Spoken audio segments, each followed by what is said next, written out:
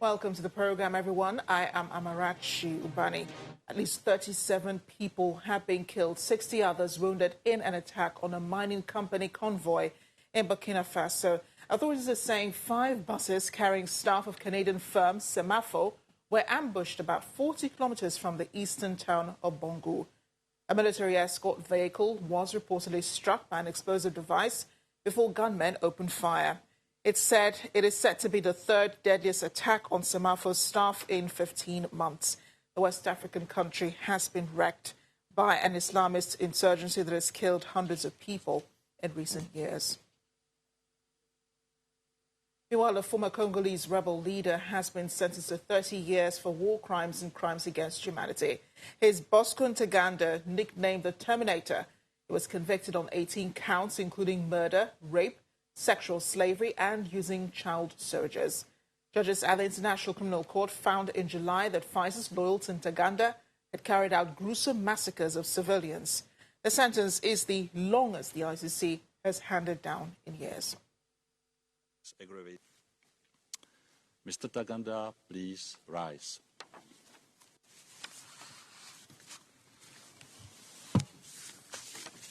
For rape of civilians as a crime against humanity and as a war crime, 28 years. For murder and attempted murder as a crime against humanity and as a war crime, 30 years.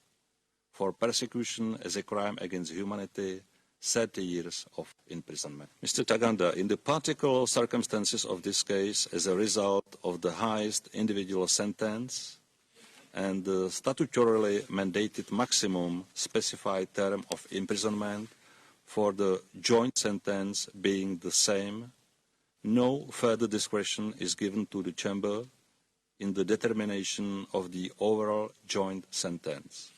The overall sentence imposed on you shall therefore be 30 years of imprisonment. Joining us now is former ICC prosecutor, Mr. Charles Adjogun Phillips. Mr. Adjogun Phillips, thank you for joining us on Network Africa. First of all, your thoughts on the length of the sentence, the first given by the ICC ever, I suppose. 30 years is a really long time. What are your thoughts on this? Well, the court actually found that Ntaganda played a very key role in the attacks. And you must also bear in mind that this is the first conviction for sexual slavery before the court. The court actually found that his participation was direct, and it involved the killing of women, children, and babies who had their skulls crushed and several women disemboweled. And those are gruesome, the crimes. The court also found that there were no mitigating circumstances whatsoever, despite the fact, as you know, that Ntaganda actually voluntarily surrendered to the court. The court found that his voluntary surrender was tactical and one of self-preservation, and therefore gave him no credit whatsoever for having turned himself in. So 30 years is just about right for convictions on all 18 counts, in my view. Can he appeal the sentence?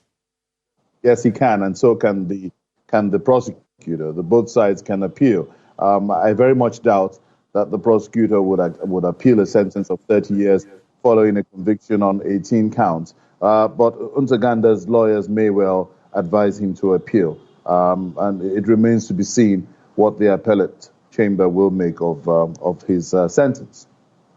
And if if his appeal is rejected, as you say, it's not very likely that the prosecutor will appeal, but where would he serve his sentence? Would it be back home in the DRC, or will it be somewhere in the Netherlands?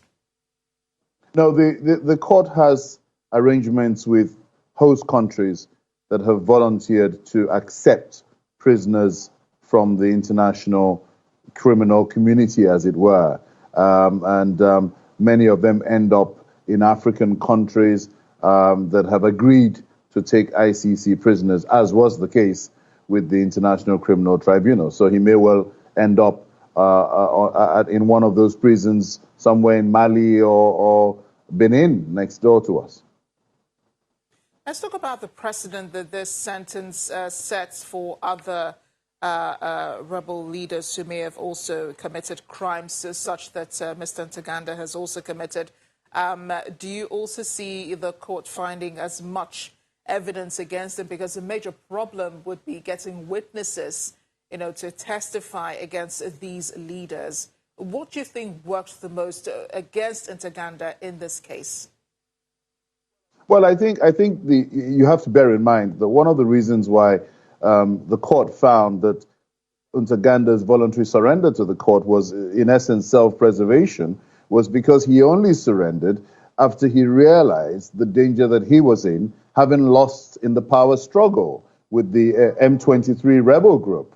And that's exactly how his surrender came about. So you would imagine that having lost in that struggle, there would have been an abundance of evidence which would have been pointing to his implication in very grave crimes. And that's what actually motivated his surrender.